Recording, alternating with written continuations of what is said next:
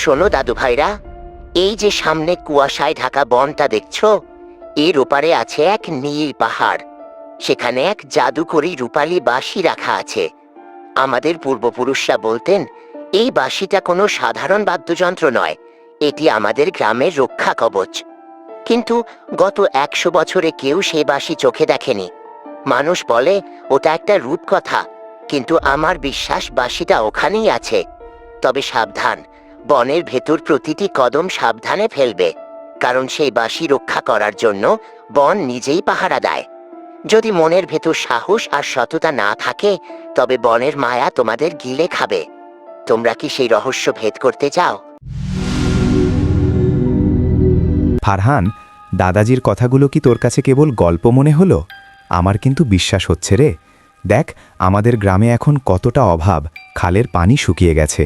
যদি সত্যিই সেই রূপালী বাঁশিটা আমরা খুঁজে পাই, তবে হয়তো আমাদের গ্রামের এই দুর্দিন কেটে যাবে। চল না, আমরা নিজের চোখে একবার যাচাই করে দেখি দাদাজির কথা কতটা সত্য।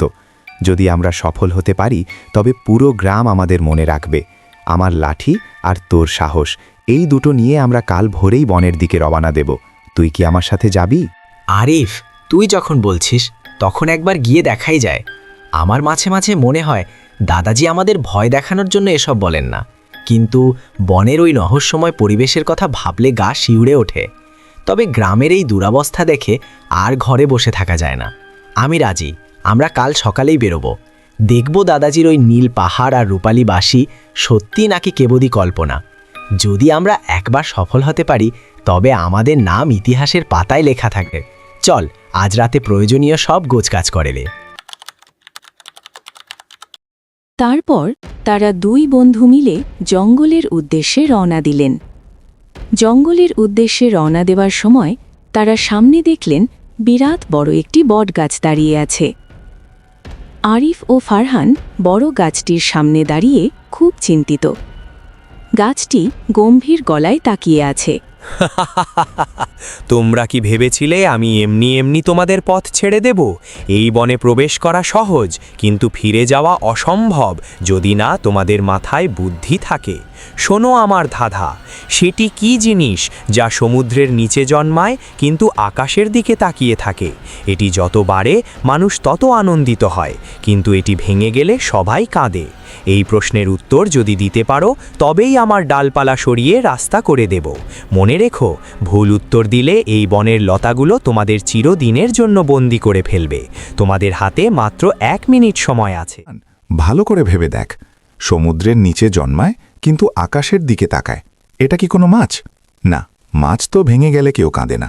দাদাজি একবার বলেছিলেন না মানুষের মনের কথা? না, সেটাও মিলছে না।